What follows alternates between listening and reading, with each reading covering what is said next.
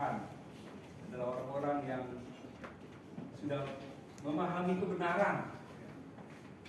Tujuan hidupnya sudah jelas. Ketika hidup kita penuh dengan dosa dan disadarkan dengan kebenaran, itu dengan pertolongan Roh Kudus yang bekerja, ada orang yang memberitakan Injil atau ada orang yang menuliskan, menjelaskan kebenaran melalui media sosial dan sebagainya. Kita bisa pakai berbagai cara. Kita menyadari bahwa kita orang berdosa dan hidup kita tidak punya tujuan. Senang-senang sementara, jadi segalanya sia-sia. Tapi ketika mengenal kebenaran, kita mengetahui tujuan hidup adalah untuk Tuhan. Amin. Ya. Selamat pagi jemaat yang dikasihi oleh Tuhan. Selamat pagi. Kita sudah memuji Tuhan. Terima kasih untuk Pak Taufik yang sudah memimpin kita dalam pujian yang sangat indah, yang menguatkan iman kita, tetap memegang teguh kebenaran. Baik, pada kesempatan ini kita akan sama-sama belajar dari firman Tuhan. Yang sebelumnya kita akan berdoa.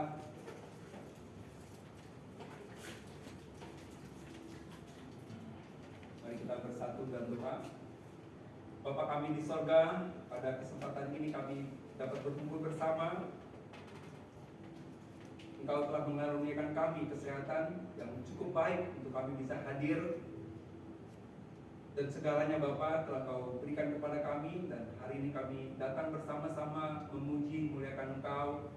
Dan juga kami rindu belajar dari firman-Mu. Pimpin kami Bapa di surga. Biarlah Roh Kudus-Mu yang menolong kami memahami kehendak-Mu, supaya hidup kami semakin memiliki hidup yang berarti di hadapan-Mu, bukan di hadapan manusia.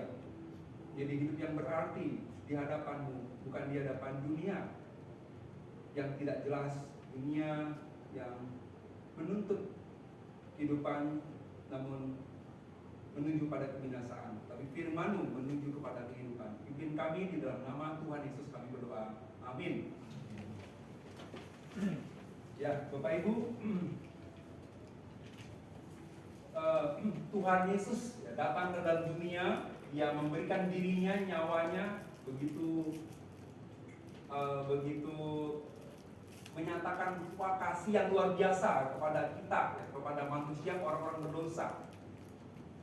Apakah Tuhan Yesus tujuan datang ke dalam dunia menyelamatkan manusia hanya saja untuk menyelamatkan manusia dari api neraka, dibebaskan dari api neraka, api neraka, udah saya bebaskan kamu dari api neraka, saya tanggung semua dosa kamu, lalu manusia dibiarkan hidup sendiri, terserah kamu mau ngapain hidup ini gitu.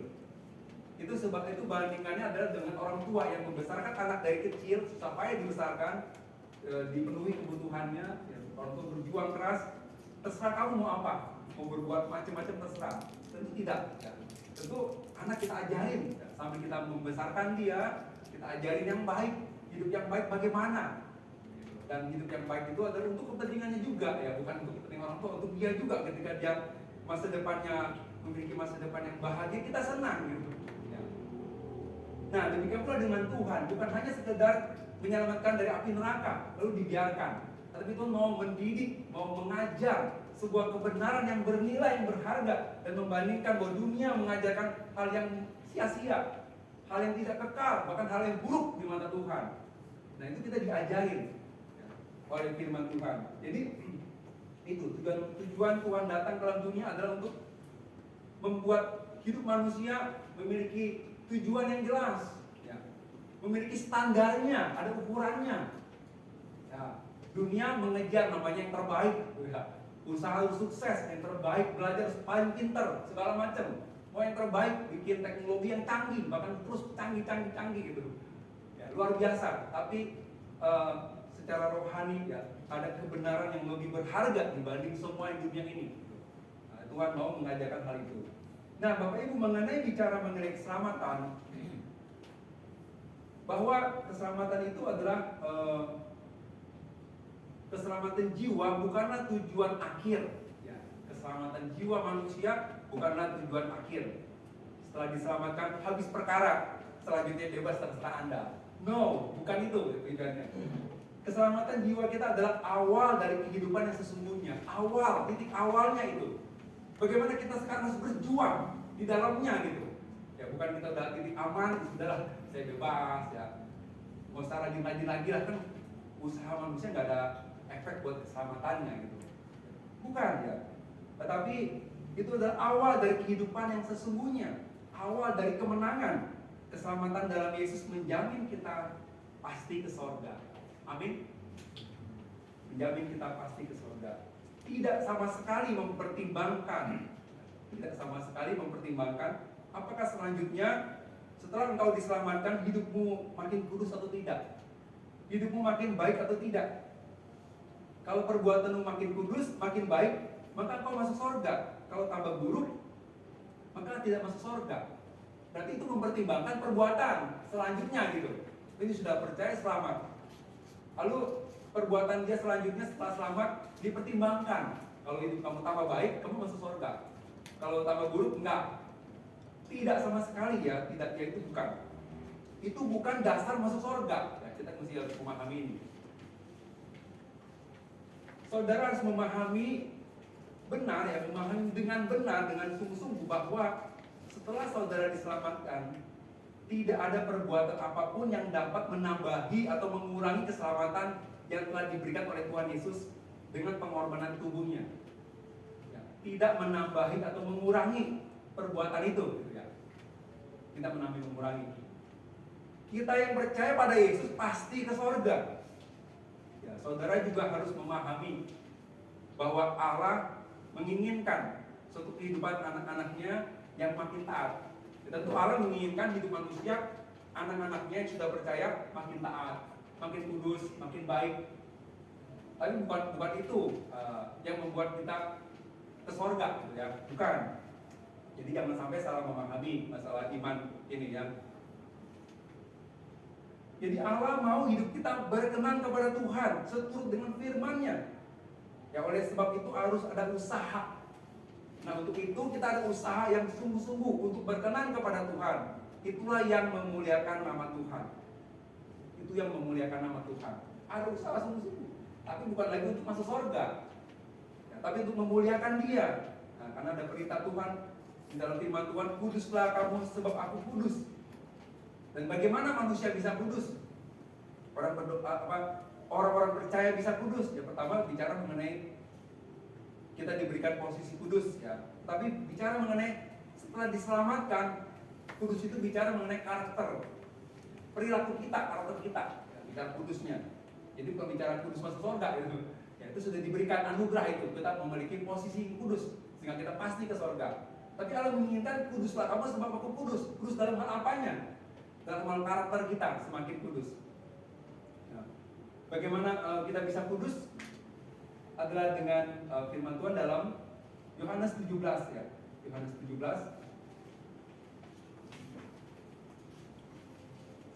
Yohanes 17 ayat 17.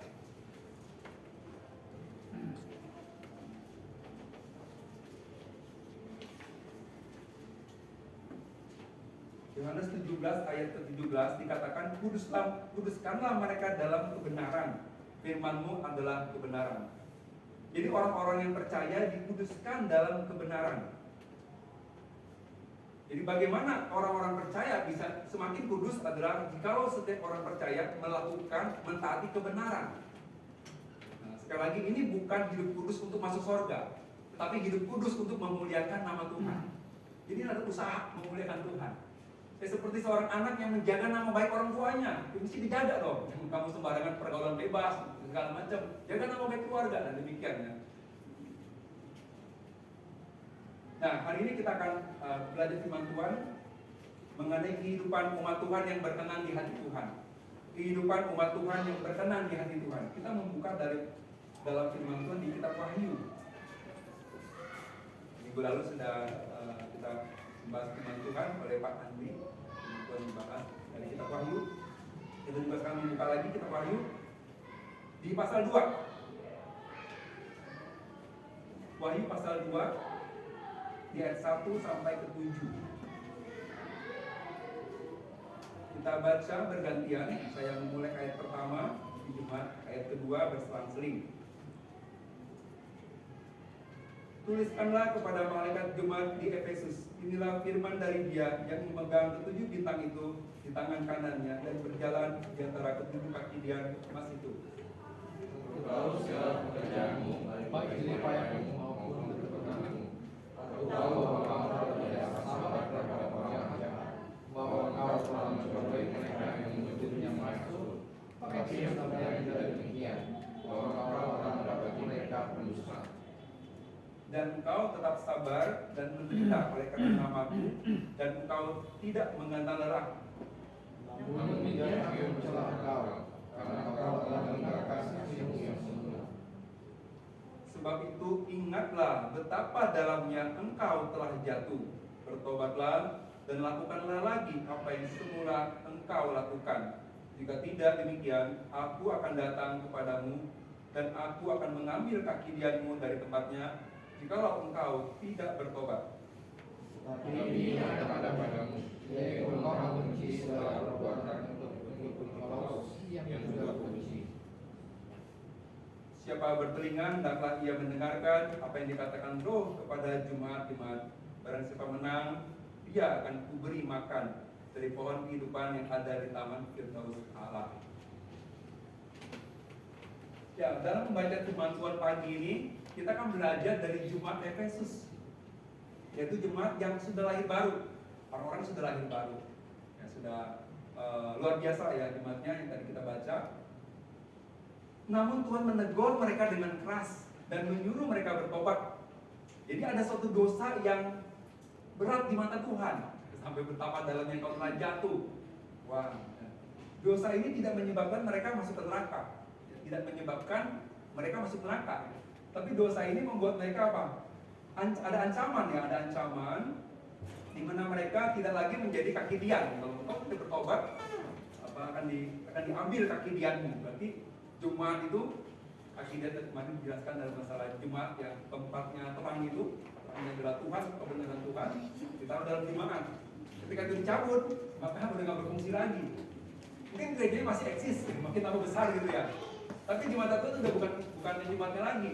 Itu akan ini ya, akan menjadi sebuah sia-sia. Kita segala pelayanan yang dikerjakan semua menjadi sia-sia kalau pakai dan itu dicabut. Tapi kita nggak menyadarinya itu bahaya. Nah di sini ada satu ancaman bagi jemaat Efesus ya, yang kita bisa belajar gitu. Bagaimana mengenai kehidupan umat Tuhan yang berkenan di hati Tuhan, yang saya katakan dengan demikian. Nah Bapak Ibu, Tuhan mengirimkan surat melalui Rasul Yohanes kepada jemaat di Efesus. Ya, melalui Rasul Yohanes, dia mengirimkan suatu surat teguran kepada jemaat Efesus. Ingatlah betapa dalamnya engkau telah jatuh. Ketika kita membayangkan betapa dalamnya engkau telah jatuh, bayangan kita adalah suatu dosa besar yang telah diperbuat oleh jemaat Efesus gitu ya. Suatu dosa, mungkin dosa perzinahan atau dosa yang memalukan gitu ya. Wah, engkau telah jatuh. Ya, benar kita mungkin kasus besar ini di dalam jemaat Efesus, kasus besar ini ya. Mungkin terpikir demikian ya. Jadi jemaat yang telah jatuh atau orang yang telah dikatakan jatuh biasanya dikaitkan dengan dosa yang nampak, yang eksternal ya, yang kelihatan ya Tuhan. Ini ada kasus yang besar ini, korupsi kah, mungkin pendetanya bawa lari uang jemaat gitu ya, atau apalah gitu, kasus perzinahan juga bisa terjadi ya, dosa besar ya. Jadi dosa yang nampak atau eksternal yang dan sangat memalukan.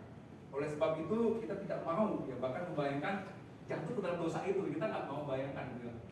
Aduh ngeri itu ya, kita nggak mau lah ya. Oleh sebab itu kita tidak mau ya jatuh ke dalam dosa itu. Ya. Namun sih kalau ukurannya adalah dosa yang nampak, yang eksternal, yang nampak ya, dan sangat memalukan, maka mungkin sebagian atau seluruh jemaat Efesus mensaman. Ya, jemaat Efesus ini luar biasa tadi ya baca ya. Wah aman. Kalau ukurannya dosa yang nampak, yang kelihatan gitu ya, yang eksternal, aman kok saya, aman dari kasus-kasus segala macam, aman daripada dosa-dosa gitu ya. Namun hal yang mengejutkan dari Tuhan, teguran Tuhan adalah teguran yang sangat keras kepada jemaat Efesus. Ya. Pertanyaannya, apakah jemaat Efesus terlibat dengan dosa seksual atau penyalahgunaan keuangan atau jemaat yang suam-suam kuku gitu, semangatnya kayaknya kendor-kendor gitu ya? Enggak, ya kan? Tadi luar biasa. Atau doktrinnya lemah gitu.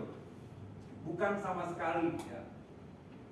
Tidak demikian ya. Justru sebaliknya, ini jemaat yang oke-oke saja, baik-baik saja, baik-baik saja. Ya. Tidak ada indikasi suatu dosa yang besar yang terjadi dalam jemaat itu. Ya, bahkan jemaat itu adalah sedang giat-giatnya melayani Tuhan, membela kebenaran. Bahkan jemaatnya juga menderita untuk kebenaran. Wah, secara luar, nampak luar itu luar biasa jemaat ini. Namun teguran sekeras itu datang kepada jemaat ini. Wah, membuat kita merenung ya. Teguran sedemikian besar gitu, sekeras itu ya, datang kepada jemaat ini. Jadi saudara-saudara, saat Tuhan menegur jemaat di Efesus, sedang apakah jemaat itu? Kondisinya sedang melayani Tuhan ya, dengan luar biasa giatnya. Katanya tidak mengenal lelah. Wah, semangat terus. Hebat ya, semangat terus. Ya, kita aja bisa lelah gitu ya. Dia semangat terus. Mereka memuji Tuhan. Bahkan juga mungkin ada yang sedang menderita karena nama Tuhan. Ya, luar biasa. Dan pada saat yang sama, di tempat yang berbeda, Tuhan memerintahkan Rasul Yohanes, tulis surat kepada jemaat di Efesus. Tuliskanlah, aku mencela engkau, hai jemaat Efesus. Pada saat yang sama, mereka mungkin lagi semangat memuji Tuhan, melayani Tuhan, ya, memberitakan Injil dan sebagainya. Tapi pada saat yang sama di tempat yang berbeda, Tuhan menyuruh Rasul Yohanes menuliskan dengan kata-kata, aku mencela engkau, hai jemaat Efesus. Ya. Bapak Ibu Saudara yang saya kasih dalam Tuhan, kalau seandainya jemaat Efesus tahu ya, pada saat yang sama itu Tuhan menegur mereka, maka betapa kagetnya mengetahui bahwa Tuhan tidak berkenan kepada mereka. Aku mencela engkau, hai jemaat Efesus, karena engkau telah meninggalkan kasihmu yang semula. Betapa kagetnya gitu. Tidak sadar mereka karena lebih semangatnya.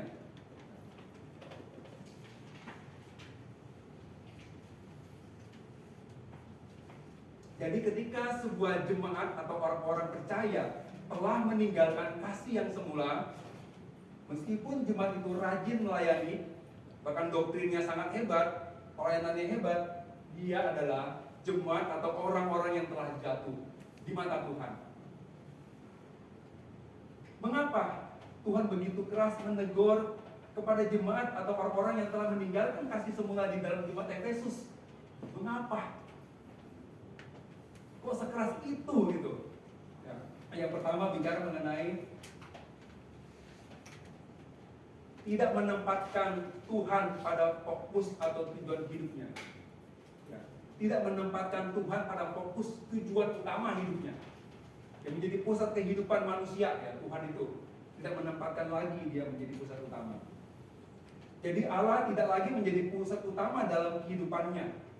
Nah, ini yang menjadi masalah. Ya. Ada pepatah mengatakan tak kenal maka tak sayang. Benar nggak? Ya, tak kenal maka tak sayang. Semakin kita kenal, makin kita tahu betapa baiknya dia. Seharusnya membuat orang tersebut makin mengasihi orang. Misalnya kayak anak kepada orang tua. Waktu kecil kita bisa bantah-bantah sama orang tua gitu. Tapi ketika sadar dewasa, terima kasih sudah didisiplin, sudah diingetin, ditegur keras gitu ya. Sehingga kita jadi orang yang baik gitu, orang yang bahagia gitu ya. Nah, demikian ya. Namun jemaat di Efesus ini adalah jemaat yang sedemikian hebat dalam pengetahuan tentang Allah, tentang ajaran-ajaran dan doktrin yang benar. Ya. Bagaimana kita bisa tahu jemaat Efesus bisa memiliki pengetahuan yang hebat? Ya, jemaat ini adalah jemaat yang diajar oleh teolog besar, ya, Rasul Paulus, ya. Diajar oleh Rasul Paulus, ya. Seorang rasul yang hebat, ya. Dan di sana ada ruang kuliah Tiranus namanya. Di Efesus itu ada ruang kuliah Tiranus. Dan Paulus mengajar di situ 3 tahun lamanya siang malam. Itu gelar apa itu ya? Kalau sampai 3 tahun siang malam diajar itu ya, gelar yang tinggi ya. Nah di sana juga ada gembala muda ya, gembala muda Timotius juga ditempatkan di sana. Ya, kemungkinan juga Rasul Yohanes pernah ke sana juga gitu ya. Jadi ini luar biasa. Ya di situ juga ada Apolos, ada Priscilla Aquila gitu yang juga pernah singgah ke situ gitu ya di Efesus ya. Luar biasa. Nah, ternyata pengetahuan teologi yang mendalam tidak menjamin. Ya, pengetahuan teologi yang mendalam tidak menjamin. Ya. Seseorang memiliki kasih yang semakin berkobar kepada Tuhan. Ya. Gitu. Tapi seharusnya apa tadi? Tak kenal maka tak sayang. Begitu semakin mengenal kebenaran, mengenal Tuhan, proses semakin sayang, semakin taat, semakin mengasihi Tuhan. Itu seharusnya. Tapi ternyata tidak juga ya. Di dalam Efesus ternyata kebalikannya. Nah, mengapa terjadi demikian? Karena pusat kehidupan jemaat di Efesus tidak lagi ditujukan pada Tuhan. Itu menjadi sebuah rutinitas saja. Ya, hebat ya secara pengetahuan, ya mungkin dia bangga dengan pengetahuan teologi, ya, namun hati dia, kasih dia kepada Tuhan dan menjadi pusatnya lagi ya dalam kehidupannya. Mungkin ada kesombongan dan sebagainya. Ya, seharusnya pengetahuan atau pengenalan akan Allah dan kebenarannya membuat jemaat Efesus semakin kasih kepada Tuhan, bahkan lebih dalam lagi. Nah, sebenarnya kasih kita mula-mula kepada Tuhan sebenarnya makin turun atau tetap atau bertambah kalau kita mengenal Tuhan. Ya seperti suami istri lah ya, begitu menikah, ya cintanya makin bertambah atau makin berkurang gitu, atau tetap aja gitu ya. Terutama masih pasangan baru ini, gimana komentarnya? Cintanya harusnya makin bertumbuh ya, makin bertumbuh. Kenapa semakin bertumbuh? Karena sudah mengenal dia, mengenal pasangan satu dengan yang lain. Gitu. Semakin mengasihi dia, harusnya begitu. Semakin demikian pula dengan cinta kita kepada Tuhan, kasih kita kepada Tuhan. Ketika kita diselamatkan, kita sangat bersyukur dan mengasihi Tuhan. Tapi semakin mengenal dia, ada pencobaan, ada ujian, kita diajarin kebenaran, kita makin wah, ternyata ini ada hal yang berharga dari masalah yang saya alami. Ada hal berharga yang Tuhan ajarkan kepada saya hari kebenaran ini dalam hidup ini, ternyata begitu luar biasa kebenaran yang Tuhan berikan. Bukan hanya bicara keselamatan saja, Bapak Ibu. Kalau sebenarnya inti masalah manusia soal keselamatan aja, kira-kira bosan nggak Bapak Ibu? Kalau korbannya keselamatan aja, bosan nggak? Bosan nggak? Udah ngerti, udah tahu gitu loh. Tapi hidup di dalam Tuhan itu bukan bicara keselamatan saja gitu. Itu hanya modal awalnya. Ya, awalnya kita mendapat satu kehidupan rohani yang luar biasa dan di situ kita bertumbuh. Jadi jangan lupakan bahwa kehidupan bersama Tuhan itu adalah hal yang indah yang Tuhan ajarkan kepada kita. Ya. Nah, jadi sekarang adalah kembali. Kenapa jemaat di Efesus menjadi bermasalah di mata Tuhan, walaupun dia punya pengetahuan teologi yang luar biasa yang diajar oleh Rasul Paulus? Masalahnya bukan pada isi kepalanya.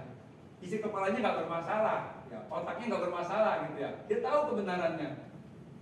Tetapi isi hati mereka yang telah menjadi dingin dan kasih mereka tidak lagi menyala-nyala kepada Tuhan. Itu bicara hatinya gitu ya. Nah, Allah tidak lagi menjadi pusat utama dalam hidup mereka. Nah, kalau begini, ya, masalahnya adalah sebenarnya siapa yang mereka layani? Siapa yang mereka layani kalau begitu?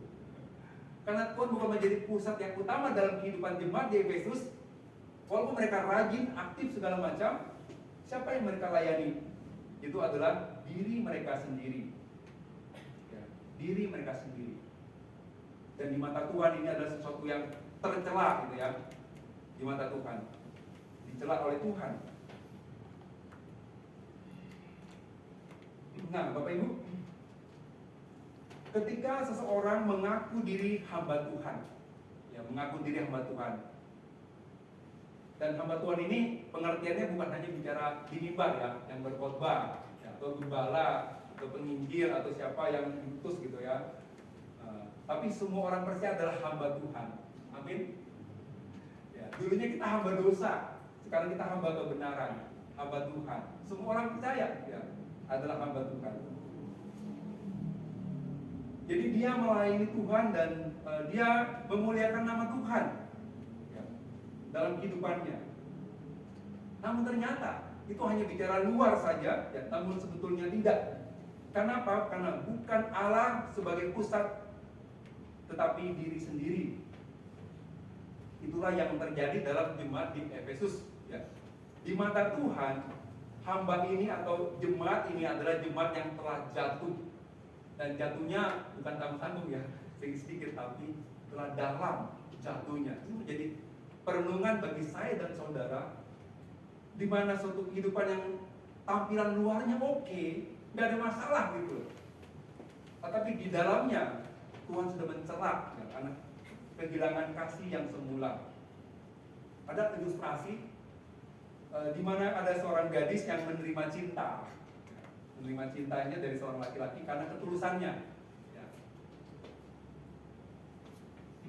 Nah, mereka adalah pasangan yang berbahagia, mereka punya anak dan bahagia.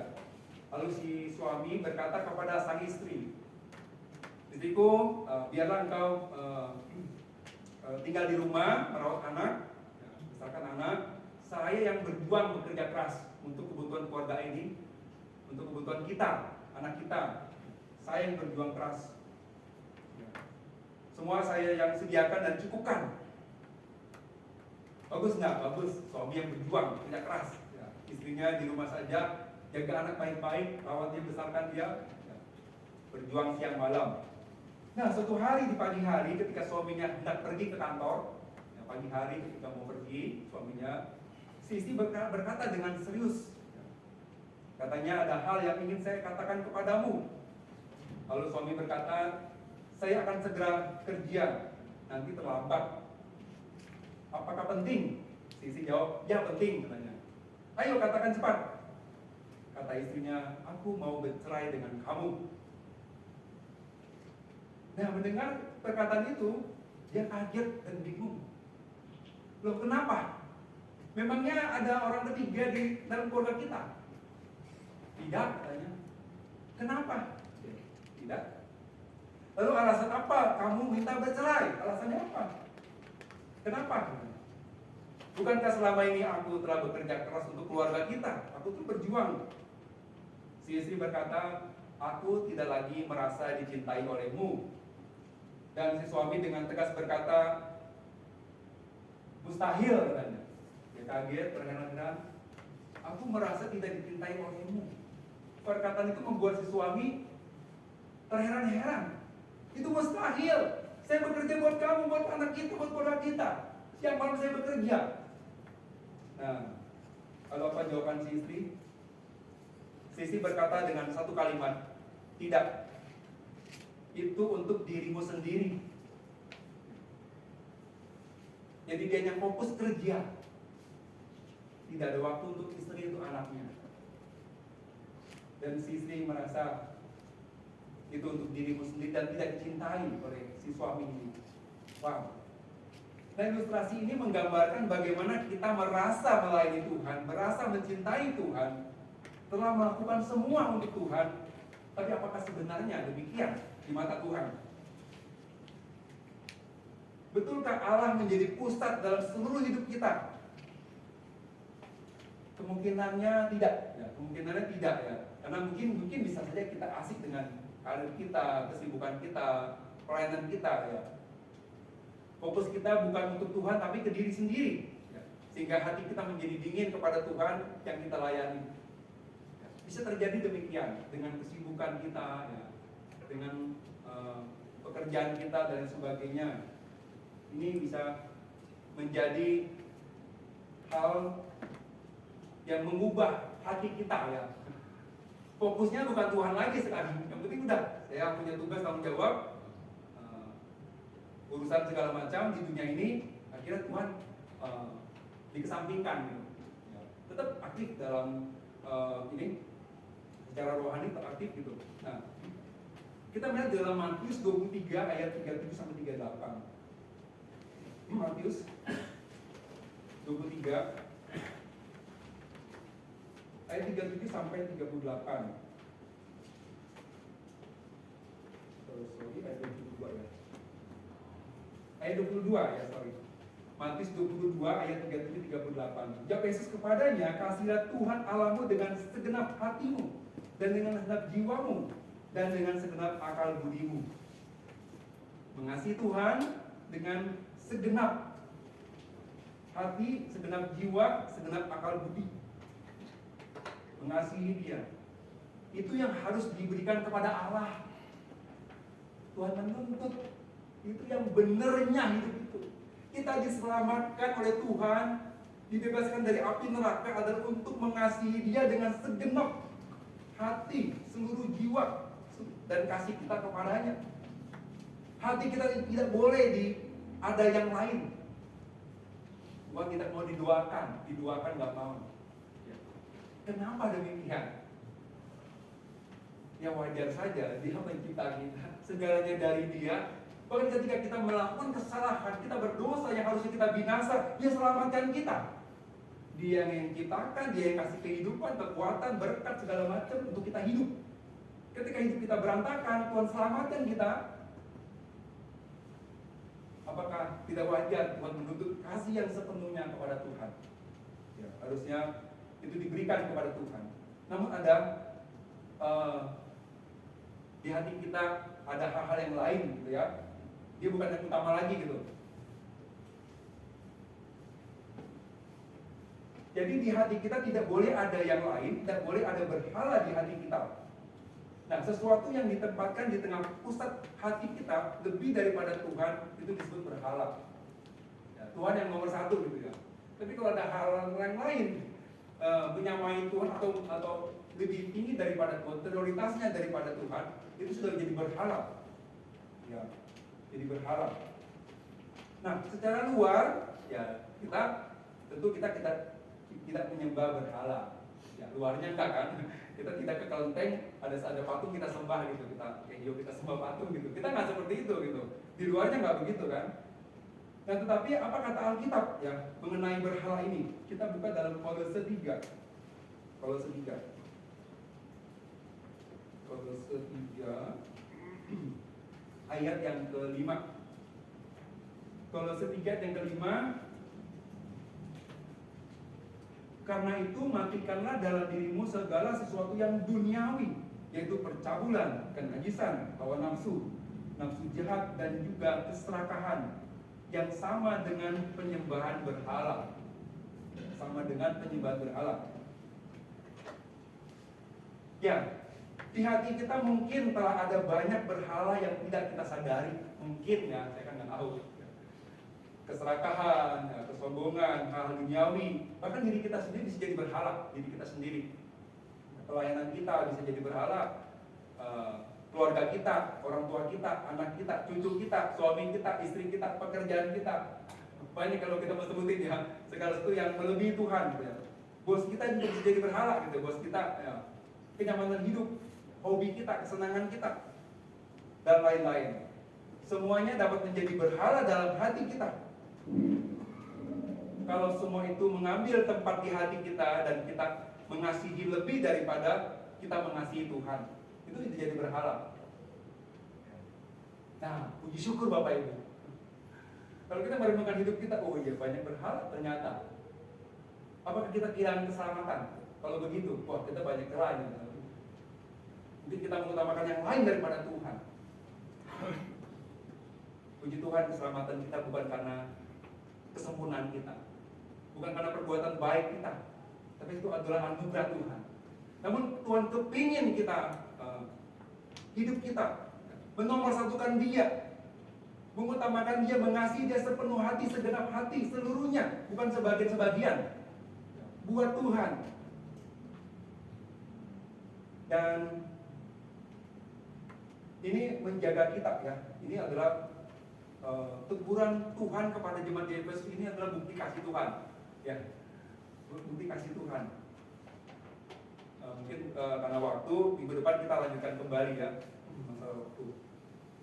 Ya, apakah sebenarnya Tuhan tidak menegur mereka? Nah, ya, kok tiba-tiba datang suratnya ini keras sekali gitu. Kita lagi baik-baik saja, semuanya bagus gitu ya. Aktif sekali dalam pelayanan, kita menderita buat Tuhan, ya, kita membela kebenaran. Ada pengajar Nikolaus, kita bisa lawan gitu ya. Ada orang yang menyebut dirinya rasul, kita nyatakan tidak demikian gitu ya. Kita bicara punya doktrin yang bagus, pengajaran yang bagus gitu. Ya, kok kenapa tiba-tiba ditegur keras gitu ya?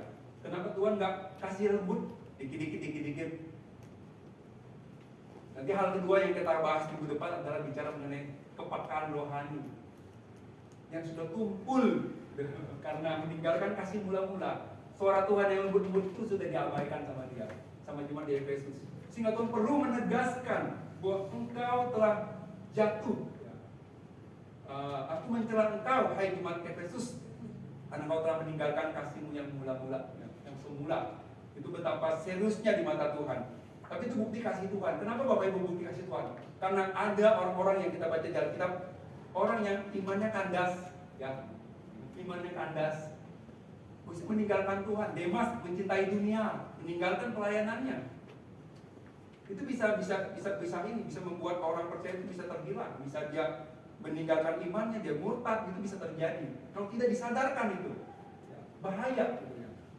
Nanti minggu depan kita akan bahas itu ya. Nah, jadi mengenai masalah berhala ini kita harus berhati-hati. Makanya kita harus merecek ya, cross and recheck ya, check and recheck dalam hati kita dari firman Tuhan. Makanya puji syukur kita bisa selalu setia berjemaat ya, hadir karena kita mau belajar ini bagaimana hidup bagi Tuhan.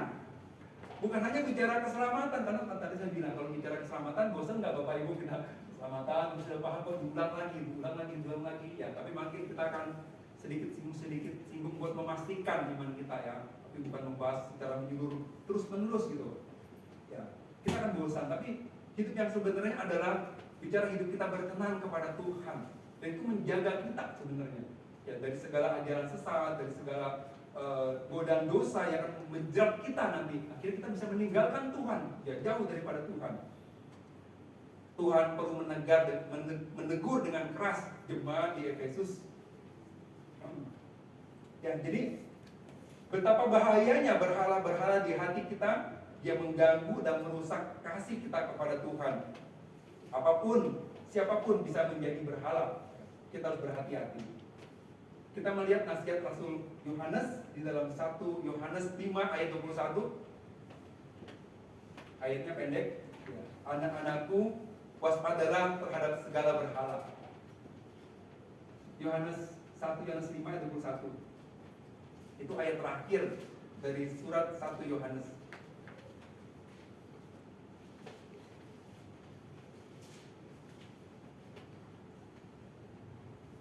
Kita bisa baca bersama-sama. Baca bersama-sama surat 1 Yohanes pasal 5 ayat 21. Itu ayat terakhir ya dari surat pertama itu, ayat terakhir. 1, 2, 3. Anak-anakku, waspadalah terhadap segala berhala. Ya, waspadalah terhadap segala berhala. Ya, empat kata ya, waspadalah terhadap segala berhala. Ini kita mesti ingat. Ya. Berhala itu bukan bicara yang nampak patung di depan kita sembah gitu, bukan itu saja. Tapi di hati kita ya sesuatu yang bersaing dengan Tuhan gitu ya. Akhirnya kita kalahkan Tuhan gitu ya. Demi hal demikian ya, demi hal tersebut menjadi sebuah berhala, kita harus waspada ini. Nah, kembali lagi ke pembahasan kita. Betulkah di hati kita masih ada kasih yang semula kepada Tuhan? Dan kita harus mengingat, setiap kali kita merasa telah kehilangan kasih mula-mula, berarti kita telah jatuh dan harus bertobat di hadapan Tuhan. Ya, setiap kali kita merasa bahwa saya sudah kehilangan kasih mula-mula nih, termasuk diri saya ya, menyadari ya, ayat yang begitu keras, tetapi ini tuh kebaikan kita. Ya, kita perlu diingatkan oleh Tuhan mengenai bahaya-bahaya ya, berhala